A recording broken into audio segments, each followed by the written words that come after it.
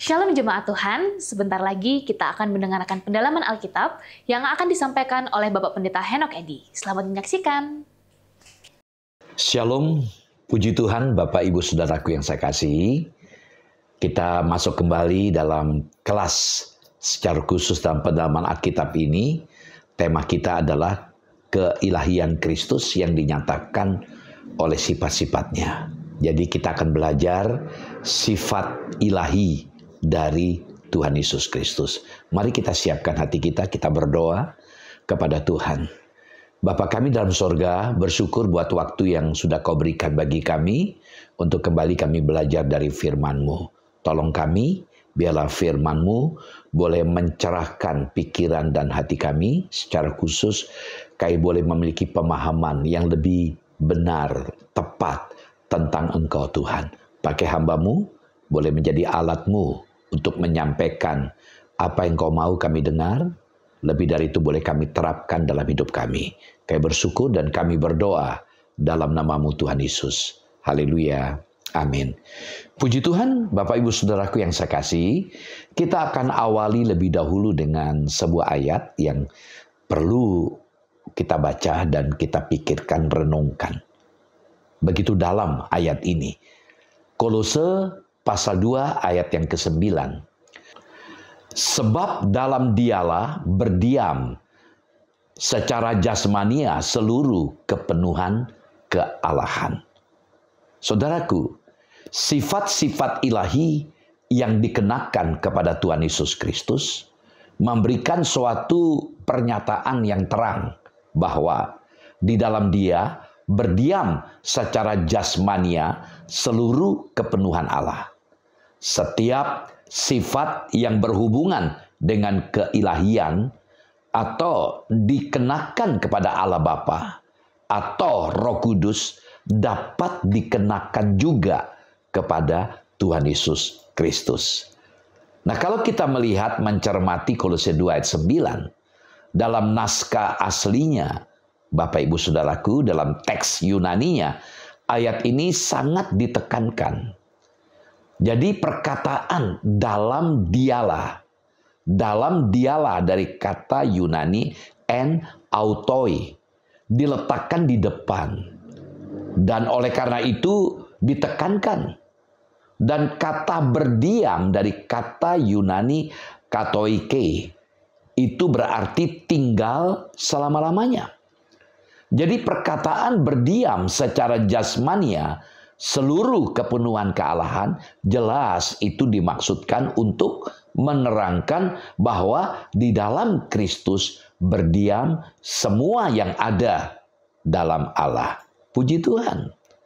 Jadi kita akan belajar di sini sifat-sifat kesempurnaan yang dimiliki oleh Allah juga merupakan sifat-sifat Yesus Kristus.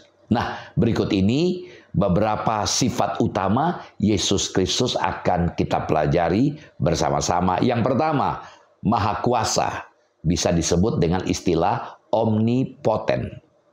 Nah, Bapak Ibu Saudaraku yang saya kasih, bukti kemahakuasaan Kristus itu merupakan bukti yang sama pentingnya dengan bukti-bukti lain sifat-sifat ilahi. Kadang-kadang kemahakuasaan itu berbentuk kekuatan fisik, tetapi lebih sering menunjuk kepada otoritas atas penciptaan. Tuhan Yesus memiliki kuasa untuk mengampuni dosa. Ia memiliki segala kuasa di sorga dan di bumi. Ia memiliki kuasa atas alam. Ia memiliki kuasa atas hidupnya sendiri. Ia memiliki kuasa untuk memberi hidup kekal kepada orang lain. Ia memiliki kuasa untuk menyembuhkan secara fisik dan kuasa untuk mengubah tubuh. Nah, ada beberapa ayat-ayat yang dapat kita pelajari yang dapat menjelaskan kepada kita tentang kemahakuasaan Yesus. Jadi kita melihat di sini bahwa Yesus itu memegang segala kuasa di sorga dan di bumi. Kita lihat misalnya dalam Matius 28 ayat 18. Matius 28 ayat 18. Yesus mendekati mereka dan berkata, "Kepadaku telah diberikan segala kuasa di sorga dan di bumi." Pasal 8 ayat 22-25. Tetapi Yesus berkata kepadanya, "Ikutlah aku, dan biarlah orang-orang mati menguburkan orang-orang mati mereka." Lalu Yesus naik ke dalam perahu, dan murid-muridnya pun mengikutinya. Sekonyong-konyong mengamuklah angin ribut di danau itu, sehingga perahu itu ditimbus gelombang, tetapi Yesus tidur. Maka datanglah murid-muridnya membangunkan dia. Katanya, "Tuhan, tolonglah, kita binasa." Belajar mengenal Yesus tidak cukup hanya dengan mempelajari tentang dirinya, ajarannya, dan perbuatannya, tetapi juga mengalaminya dalam hidup. Dan itu sebabnya Yesus mengajak para murid berpetualang bersama dengan dia, agar cara dan gaya hidupnya nyata di depan mereka, sekaligus kuasa dan otoritasnya benar-benar mereka alami. Nah, peristiwa di tengah danau Galilea itu merupakan peristiwa penting buat murid-murid. Ya, mereka belajar menyadari bahwa Yesus itu berdaulat atas alam semesta ini. Dialah Tuhan atas seluruh ciptaannya. Murid-murid belajar mengalami otoritas dan kuasanya atas hidup mereka. Itu sebabnya Tuhan Yesus menegur mereka. Sebagai apa? Sebagai orang yang kurang percaya. Itu dapat kita lihat dalam Matius 8 ayat 26. Selama ini mereka melihat karya kuasa Yesus dialami oleh orang-orang di sekeliling mereka. Dalam peristiwa ini, mereka ada di perahu yang terhempas ombak di Danau Galilea tanpa daya, dan mengalami kuasanya menyelamatkan mereka. Kita lihat dalam Matius 8 ayat 31-32, peristiwa selanjutnya. Dikatakan Matius 8 ayat 31-32, maka setan-setan itu meminta kepadanya, katanya, "Jika engkau mengusir kami, suruhlah kami pindah ke dalam kawanan babi itu." Yesus berkata kepada mereka, "Pergilah." Lalu keluarlah mereka dan masuk ke dalam babi-babi itu. Maka terjunlah seluruh kawanan babi itu dari tepi jurang ke dalam danau dan mati di dalam air. Ini peristiwa yang menarik. Tadi kita melihat peristiwa di Galilea. Mereka akan menuju ke Gadara atau Garasa. Nah, kita melihat di sini peristiwa yang terjadi di Gadara itu membuka mata rohani mereka, bahwa Yesus bukan hanya berkuasa atas roh-roh jahat, tetapi khususnya kepeduliannya kepada manusia. Ia mengizinkan roh-roh jahat yang merasuk, ya, 2 orang Gadara itu pindah ke kawanan babi yang diternak oleh penduduk setempat. Ada 2.000 ekor babi. Nah, saudaraku, memang dunia yang kita tinggal ini bukanlah tempat yang aman dan ideal. Harus kita akui.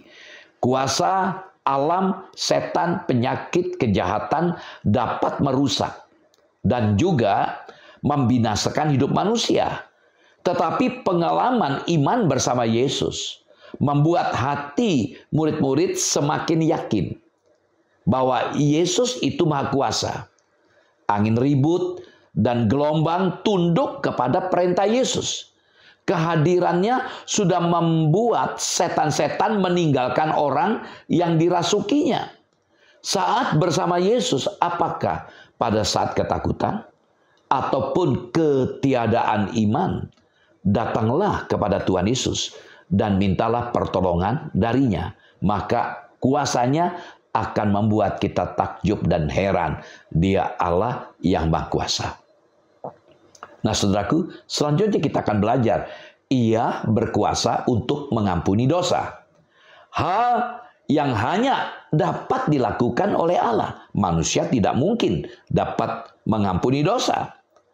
Beberapa ayat dari Markus pasal 2, kita akan coba lihat Markus 2 ayat 5, ayat 7, dan ayat 10. Markus 2 ayat 5, ketika Yesus melihat iman mereka, berkatalah ia kepada orang lumpuh itu, "Hai anakku, dosamu sudah diampuni." Ayat 7. Mengapa orang ini berkata begitu? Ia menghujat Allah. Siapa yang dapat mengampuni dosa selain daripada Allah sendiri? Tetapi supaya kamu tahu bahwa di dunia ini anak manusia berkuasa mengampuni dosa, berkatalah ia kepada orang lumpuh itu. Nah, saudaraku, Yesus menyembuhkannya dengan berkata, hai anakku, dosa-dosamu sudah diampuni. Lalu bagaimana reaksi orang-orang yang ada di sekitar itu pada waktu itu, saudaraku? Ahli-ahli Taurat yang hadir di situ merasa tidak senang. Bagi mereka, Yesus telah menghujat Allah. Karena dalam pemikiran mereka hanya Allah yang sanggup mengampuni dosa. Sementara Yesus tukang kayu dari Nazaret. Kok mengampuni dosa? Sehingga mereka menganggap Yesus menghujat Allah. Saudaraku, pengampunan hanya dapat dilakukan oleh Allah. Hal ini benar. Namun mereka gagal memahami bahwa itu adalah penegasan dari Yesus bahwa dirinya adalah Allah dan ia berkuasa mengampuni dosa. Nah, Yesus yang mengetahui isi hati para ahli Taurat itu langsung menegur dan mengajarkan kepada mereka kebenaran. Yesus berkuasa. Ketika ia berkata, dosa-dosamu sudah diampuni. Dan memerintahkan, bangunlah, angkatlah tilammu, dan pulanglah ke rumahmu. Itu membuktikan bahwa Yesus berkuasa dan ia adalah Allah. Puji Tuhan. Saudaraku yang saya kasih dalam Tuhan Yesus Kristus, dunia ini berada di bawah kuasa Kristus. Ya, dunia merupakan tempat di mana Yesus menyatakan kuasanya. Inkarnasinya ke dalam dunia sama sekali tidak membatasi ataupun membatalkan kuasa ilahinya. Ia menjadi manusia seutuhnya, tetapi berbeda dengan manusia umumnya. Dia tetaplah anak Allah yang berkuasa mengampuni dosa manusia. Di dunia ini tidak ada yang dapat mengampuni dosa selain Yesus. Nah, untuk itu marilah dengan yakin kita percaya kepada Yesus dan memohon pengampunan dosa dari Dia. Jangan kita sangsi akan kuasanya di dunia pada hari ini, bahkan sampai selamanya. Sebagai ayat perbandingan, kita bisa lihat Yesaya 43 ayat 25. Yesaya 43 ayat 25, akulah dia yang menghapus dosa pemberontakanmu oleh karena aku sendiri. Dan aku tidak mengingat-ingat dosamu. Itulah hati Tuhan. Dia mengampuni dan tidak ingat lagi kesalahan kita. Yesaya 55 ayat 7. Baiklah orang fasik meninggalkan jalannya. Dan orang jahat meninggalkan rancangannya. Baiklah ia kembali kepada Tuhan, maka dia akan mengasihaninya. Dan kepada Allah kita, sebab ia memberi pengampunan dengan limpahnya. Puji Tuhan. Yang kedua, sifat ilahi dari Yesus yang kedua adalah ia maha tahu. Tadi yang pertama, maha kuasa. Sekarang yang kedua, maha tahu atau omniscient. Tuhan Yesus mengetahui apa yang ada di dalam hati manusia. Dan oleh karena itu, tidak menggantungkan dirinya kepada manusia. Nah, mari kita lihat sejenak. Yohanes 2 ayat 25. Dikatakan, dan karena tidak perlu seorang pun memberikan kesaksian kepadanya tentang manusia. Sebab ia tahu, Kristus tahu apa yang ada di dalam hati manusia. Kita melihat konteks ketika membicarakan ayat ini. Yesus menyatakan beberapa tanda di sana dan banyak orang percaya kepadanya. Akan tetapi Yesus tidak mempercayakan dirinya kepada mereka. Kenapa? Kenapa Bapak Ibu Saudaraku? Sebab Yesus tahu apa yang menjadi motif jahat yang ada dalam hati mereka. Nah, kesemuanya ini menunjukkan kepada kita bahwa Yesus yang kita sembah mengenal kita lebih daripada kita mengenal diri sendiri. Luar biasa kan? Yohanes 4 ayat 18. Ini peristiwa perjumpaan Yesus dengan wanita Samaria. Yohanes 4 ayat 18, sebab engkau sudah mempunyai 5 suami, dan yang ada sekarang padamu bukanlah suamimu. Dalam hal ini engkau berkata benar. Itu luar biasa kan? Padahal belum pernah ketemu, belum pernah kenalan, baru sekali jumpa, Yesus tahu apa yang terjadi atau apa yang menjadi pengalaman wanita Samaria ini. Yesus mengatakan kepada perempuan Samaria tentang sejarah hidupnya. Walaupun ia belum pernah bertemu dengan perempuan Samaria itu sebelumnya. Nah, kemudian kita belajar juga tentang bagaimana Yesus Maha Tahu. Para murid mengakui kemahatauan Yesus. Contoh, Yohanes 16 ayat 30. Yohanes 16 ayat 30. Sekarang kami tahu, perhatikan. Sekarang kami tahu bahwa engkau mengetahui segala sesuatu. Dan tidak perlu orang bertanya kepadamu. Karena itu kami percaya bahwa engkau datang dari Allah. Jadi kecenderungan manusia, saudaraku, mempercayai suatu hal melalui proses pembuktian ternyata juga diberlakukan pada keyakinan iman. Hal ini tampak ketika para murid percaya bahwa Yesus datang dari Allah. Dan dia mengetahui segala sesuatu dalam pikiran mereka. Itu kita lihat tadi dalam ayat yang kita baca tadi, ayat 30. Iman keyakinan seperti ini tentunya sangat lemah. Karena begitu banyak hal dalam keyakinan iman kepada Yesus Kristus yang tidak dapat dibuktikan oleh kemampuan berpikir indera manusia. Iya, kemampuan otak kita sangat terbatas. Karena kita manusia yang terbatas. Bagaimana kita manusia yang terbatas dapat memahami Allah yang tak terbatas? Meskipun demikian, tanpa adanya pembuktian logika, dimensi kebenaran, dan keyakinan iman itu pasti mengarahkan manusia pada kepercayaan dan keyakinan utuh pada Yesus Kristus. Nubuat-nubuatnya mengenai kematiannya menyatakan kemahatauannya. Bisa kita lihat beberapa ayat ini. Pertama, Matius 16 ayat 21. Sejak waktu itu Yesus mulai menyatakan kepada murid-muridnya bahwa ia harus pergi ke Yerusalem dan menanggung banyak penderitaan dari pihak tua-tua, imam-imam kepala, dan ahli-ahli Taurat, lalu dibunuh dan dibangkitkan pada hari ketiga. Dari ayat ini kita bisa melihat bahwa Yesus menjelaskan tentang masa depannya. Yaitu apa? Yaitu kepergiannya ke Yerusalem. Karena melaksanakan misi kehendak Allah Bapa. Jalan itu penuh dengan penderitaan dan bahkan menuju kepada kematian. Ayat selanjutnya Matius 17 ayat 22. Matius 17 ayat 22. Pada waktu Yesus dan murid-muridnya bersama-sama di Galilea, ia berkata kepada mereka, Anak manusia akan diserahkan ke dalam tangan manusia. Waktu itu belum ditangkapkan, belum sampai ke Yerusalem. Yesus berkata, Anak manusia akan diserahkan.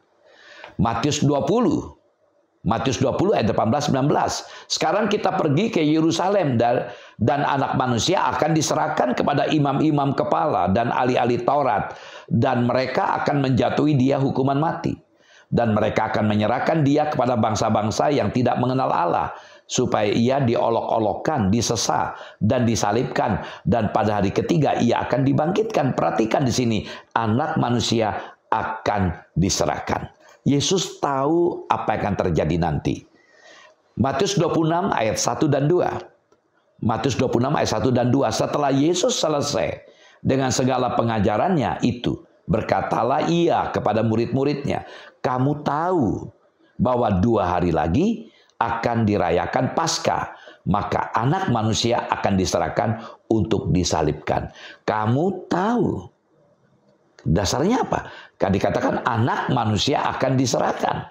Nah, dari pemberitahuan Yesus kepada murid-muridnya, saudaraku, mengenai begitu dekatnya Yesus kepada salib, itu menunjukkan bahwa Yesus tahu. Dan jelas di sini ia yang pegang kendali atas apa yang akan terjadi pada dirinya. Itu berarti apa yang sedang disepakati oleh para imam kepala dan tua-tua untuk mencari jalan menangkap Yesus, ya, maupun rencana pengkhianatan Yudas tidaklah mengejutkan dia karena Yesus tahu. Nah, untuk mempertajam pemahaman kita tentang kemahatauan Yesus, ya seringkali dalam Alkitab Yesus itu digambarkan sebagai Maha tahu. Sebagai seorang anak yang berusia 12 tahun di Bait Allah, ia menjadikan tercengang guru-guru pada waktu itu. Dengan apa? Dengan kemampuan menafsirkan, kemampuan kebijaksanaannya. Lalu dalam Yohanes 2 ayat 25 dinyatakan bahwa Yesus tahu apa yang ada dalam hati manusia. Dan juga ia mengenal mereka semua. Yohanes 2:24. Dan lanjut dalam Yohanes pasal 16 ayat 30 yang kita baca tadi, murid-muridnya bersaksi, sekarang kami tahu bahwa engkau mengetahui segala sesuatu. Dan lagi dalam Yohanes 21 ayat 17, Petrus menyatakan, Tuhan, engkau tahu segala sesuatu. Jadi kita melihat sini, Yesus betul-betul Maha tahu. Sebelum segala sesuatu terjadi, terutama tentang dirinya, dia tahu. Dia tahu apa akan dilakukan oleh para imam kepala, ahli Taurat, bahkan pengkhianatan Yudas. Dia sudah tahu dulu. Kalau kita belajar dari hal ini, kita tidak perlu pusing dalam menjalani hidup kita. Belajar menyerahkan apa yang Tuhan mau lakukan bagi kita. Dan saya yakin dia tahu yang terbaik, apa yang harus kita lakukan, dan apa yang terbaik untuk hidup kita. Dia Maha tahu. Puji Tuhan. Yang ketiga, Maha hadir. Omnipresent. Dalam Matius 28 ayat 20, Yesus menjanjikan para murid-muridnya, Aku menyertai kamu senantiasa sampai pada akhir zaman. Saudara, karena Kristus memiliki wujud kemanusiaan dan wujud keilahian 100%. Allah 100% manusia. Maka haruslah dimengerti bahwa dalam kemanusiaannya ia sekarang berada di sorga, akan tetapi dalam keilahiannya ia Maha hadir. Keberadaan Yesus dalam hati setiap orang percaya membuktikan bahwa ia adalah Maha hadir, Maha ada. Nah, kita lihat Yohanes 14 ayat 23. Yohanes 14 ayat 23, jawab Yesus, jika seorang mengasihi aku, ia akan menuruti firmanku. Dan Bapakku akan mengasihi dia, dan kami akan datang kepadanya, dan diam bersama-sama dengan dia. Perhatikan, diam bersama dengan dia. Nah, ketaatan dalam kasih ini akan menjadi tanda yang pasti, yang membedakan orang yang sungguh-sungguh beriman kepada Yesus dengan yang tidak beriman.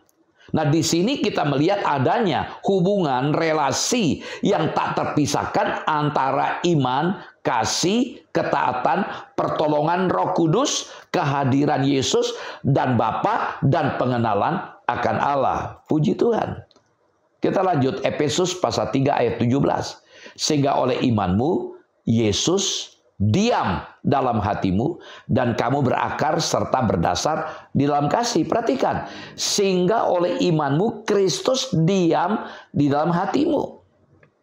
Saudara, inilah kebutuhan mendasar orang beriman, yaitu kehadiran kuasa Allah di dalam hidup. Dan itu bisa terjadi bila Kristus berdiam di dalam hati mereka yang beriman kepada Dia. Ya, Yohanes 14 ayat 23. Dengan Kristus berdiam di dalam hati dan Roh Kudus menguatkan, maka jemaat Efesus akan hidup seturut ajaran Tuhan Yesus. Nah, hidup yang seperti ini akan mengalami perubahan. Dari hari ke hari bertumbuh dan semakin serupa dengan Kristus. Itu kan jadi target hidup kita orang Kristen. Lanjut Kolose 1 ayat 27. Kepada mereka Allah mau memberitahukan betapa kaya dan mulianya rahasia itu di antara bangsa-bangsa lain, yaitu apa? Kristus ada di tengah-tengah kamu. Kristus yang adalah pengharapan akan kemuliaan. Wahyu 3 ayat 20, lihat, aku berdiri di muka pintu dan mengetok. Jikalau ada orang yang mendengar suaraku dan membukakan pintu, aku akan masuk mendapatkannya dan aku makan bersama-sama dengan dia dan ia bersama-sama dengan aku. Kehadiran dan kuasanya tidak dibatasi oleh tempat dan waktu. Tolong dicamkan nih. Jadi Yesus Maha hadir. Dia selalu ada. Karena itu tidak dapat dibatasi oleh tempat dan waktu. Ya, Yohanes 1 ayat 48-49. Kata Nathanael kepada Yesus, bagaimana engkau mengenal aku? Jawab Yesus kepadanya, sebelum Filipus memanggil engkau, aku telah melihat engkau di bawah pohon ara. Kata Nathanael kepadanya, Rabi, engkau anak Allah, engkau raja orang Israel. Luar biasa. Jadi perjumpaan Filipus dengan Nathanael diketahui oleh Yesus. Karena kita tahu Filipus yang membawa Nathanael kepada Yesus. Tapi Yesus sudah tahu. Dan dia hadir melihat itu. Matius 8 ayat 13. Lalu Yesus berkata kepada perwira itu, pulanglah dan jadilah kepadamu seperti yang engkau percaya. Maka pada saat itu juga sembuhlah hambanya. Ini pengalaman perwira dengan perjumpaannya dengan Tuhan Yesus. Saudaraku, perwira ini menempatkan diri Yesus ke tempat yang penuh wibawa, kuasa, dan kepastian. Satu sisi dia tahu diri karena dia bukan orang Israel. Ya, dan dia sangat menghormati budaya, culture, ya, di mana dia tidak boleh menggunakan otoritasnya. Dia orang berpangkat. Dia bisa memberikan perintah untuk Yesus datang ke rumahnya. Tapi dia tahu diri. Kenapa? Dia melihat otoritas yang dimiliki oleh Yesus. Ini sesuatu yang luar biasa. Ya, keyakinannya kepada kuasa dan wibawa. Perkataan Yesus menunjukkan imannya yang hidup, yang tidak dimiliki oleh orang Yahudi. Yesus memuji imannya.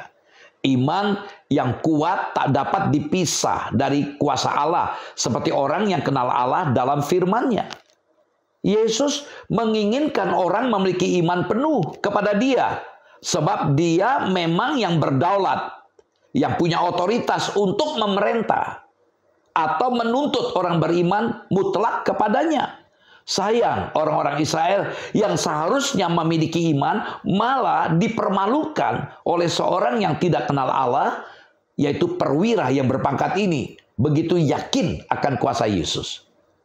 Saudara, bahwa Allah yang tak terbatas itu hadir di mana-mana, di dalam keseluruhan keilahiannya dinyatakan dengan terang dalam banyak ayat di dalam Alkitab.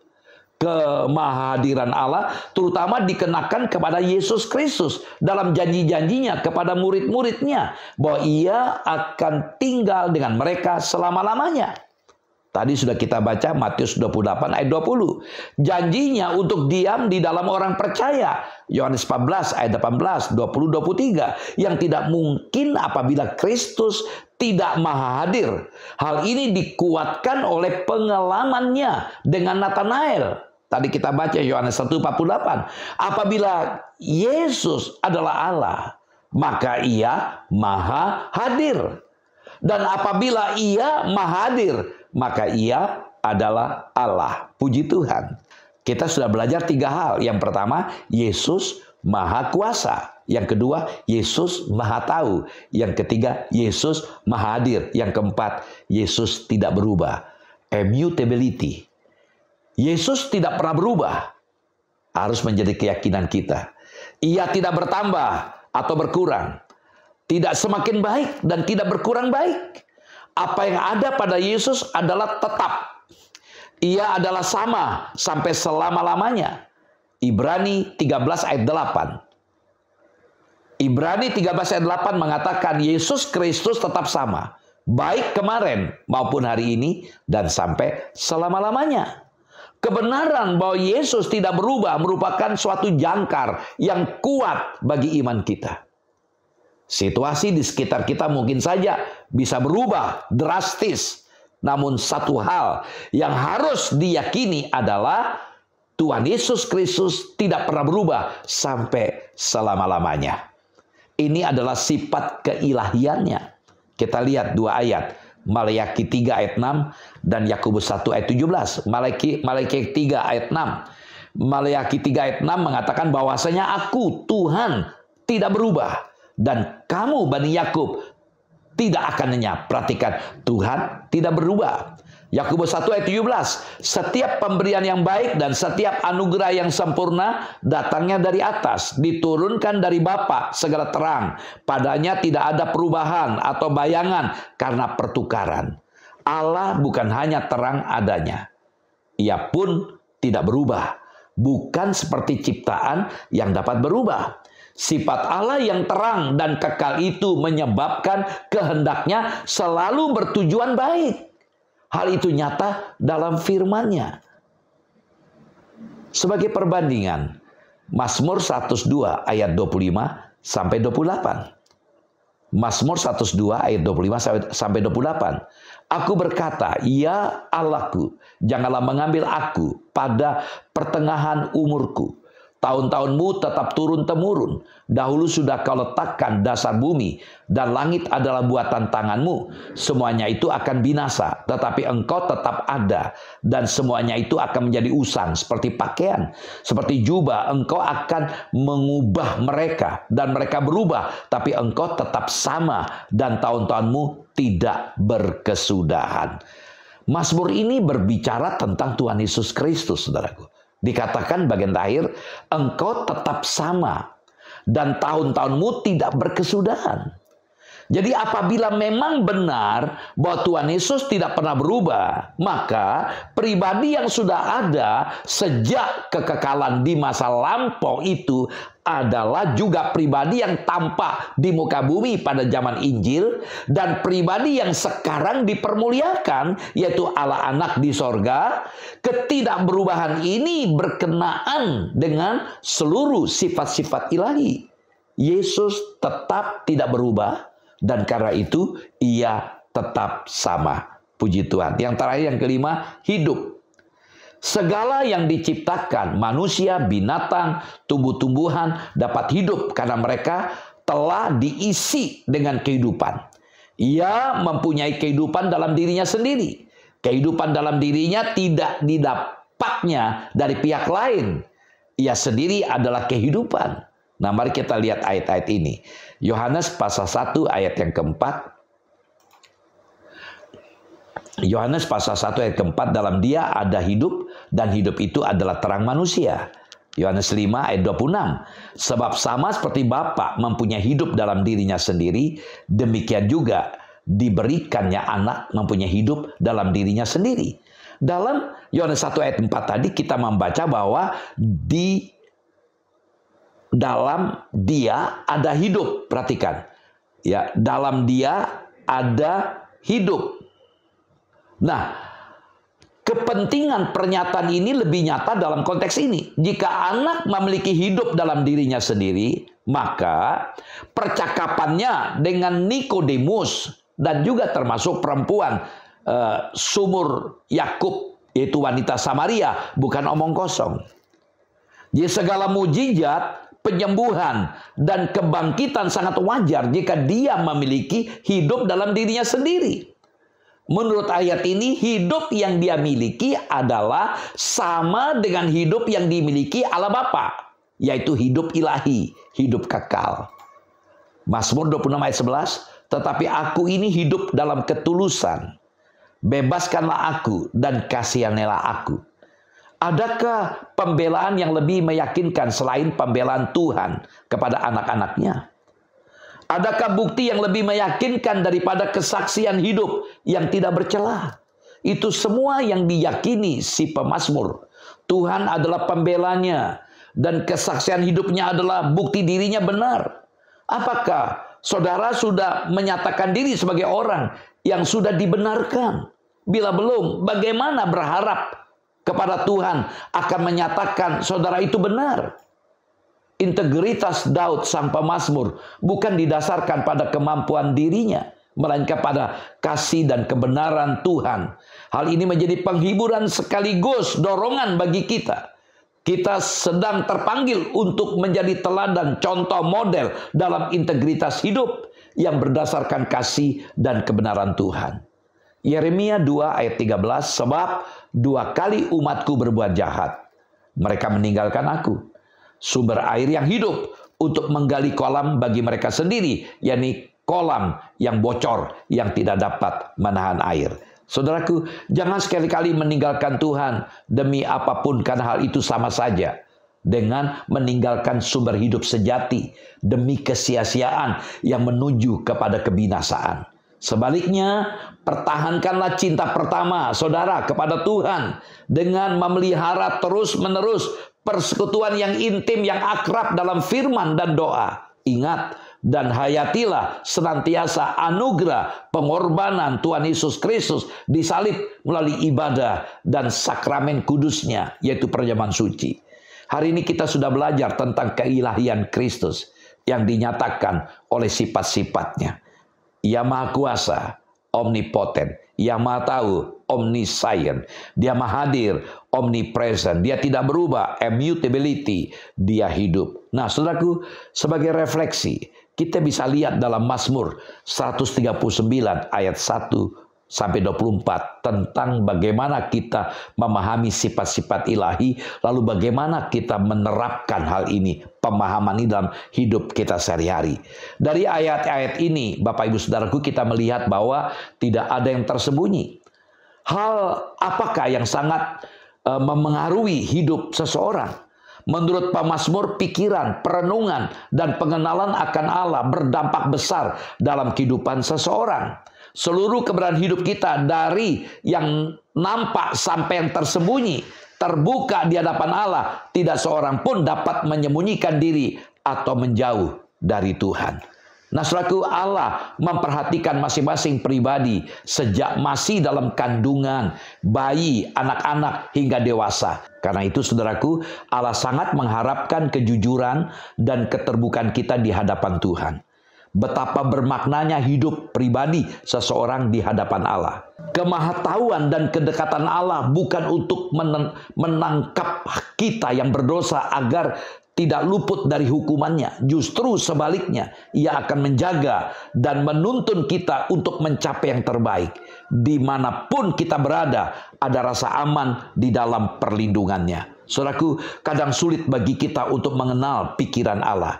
Bila kita mau menghitungnya, kita akan menyadari bahwa semua yang terjadi dalam hidup kita ini adalah karena Allah, Yesus mengizinkan, dan Ia tetap bersama dengan kita untuk menghadapinya. Jika kita melihat Mazmur 139, ya kita tahu dan mengalami sifat Allah, menyadari bahwa Tuhan itu maha tahu, maha hadir, dan maha kuasa, dapat memberikan ketenangan pada saat kita menghadapi masalah. Daud tidak sekedar memahami bahwa Allah maha tahu, maha hadir, maha kuasa. Ia menjadikan kebenaran dahsyat tersebut sebagai bagian konkret dari pengalaman nyatanya dan juga menjadi dasar bagi doanya. Saudaraku, dari Mazmur ini kita belajar 2 ayat sebagai penutup. Mazmur 139 ayat 23-24. Selikilah aku ya Allah, dan kenalilah hatiku. Ujilah aku dan kenallah pikiran-pikiranku. Lihatlah apakah jalanku serong, dan tuntunlah aku di jalan yang kekal. Saudaraku, pemahaman akan kemahatauan Allah seharusnya membuat kita tidak khawatir. Ia yang merendah hidup kita sejak dari kandungan, tahu apa yang terbaik bagi kita. Sekali lagi, Dia yang merendah hidup kita, menenun. Ia tahu ketika memikirkan suatu masalah, dan Ia tetap menuntun kita dengan sabar. Saudaraku, kemahatauan Allah sepatutnya menimbulkan kegentaran dalam diri kita, ya, agar hati-hati melangkah dalam hidup. Kita memohon kepada Allah agar Ia senantiasa membawa kita kepada jalannya yang mengarah kepada hidup kekal, dan menegur ketika kita mulai berbelok dari Dia. Sebagai penghormatan kita kepada Allah yang maha tahu, kita akan tetap bersyukur dan menjaga hidup di jalannya. Karena itu Daud meminta agar Tuhan menyelidiki dirinya dan menguji kesetiaannya sehingga jelas bahwa ia tidak seperti musuh-musuh Tuhan. Meyakini kemahatauan, kemahadiran dan kemahakuasaan Tuhan pasti memberikan kedamaian dalam hidup orang percaya. Karena kemahatauannya, kehadirannya secara pribadi serta kekuasaannya yang absolut, yang mutlak nyata dalam karyanya untuk kesejahteraan umatnya. Ia juga maha suci, seharusnya lah kita setia mengikut dia dan berani untuk tidak kompromi terhadap kejahatan. Puji Tuhan, kiranya apa yang saya bagikan menolong kita untuk lebih mengenal Yesus. Mari kita berdoa. Bapa, terima kasih buat firman-Mu. Kami boleh belajar hari ini, Engkau Allah Maha Kuasa, Allah Maha Tahu, Allah Maha Hadir, Allah yang tidak berubah, Allah yang hidup. Biarlah dengan pengenalan ini kami semakin lebih dekat dengan Engkau. Kami boleh belajar bagaimana menempatkan Engkau sebagai Tuhan, sebagai pemimpin yang mengendalikan hidup kami. Terima kasih, kami bersyukur berkat Tuhan menyertai kami. Dalam nama-Mu Tuhan Yesus kami berdoa. Haleluya. Amin. Shalom, sampai jumpa lagi. Tuhan Yesus memberkati. Terima kasih jemaat Tuhan telah mengikuti pendalaman Alkitab kali ini. Semoga renungan hari ini dapat menjadi berkat bagi kita. Sampai jumpa di pendalaman Alkitab yang akan datang. Tuhan Yesus memberkati.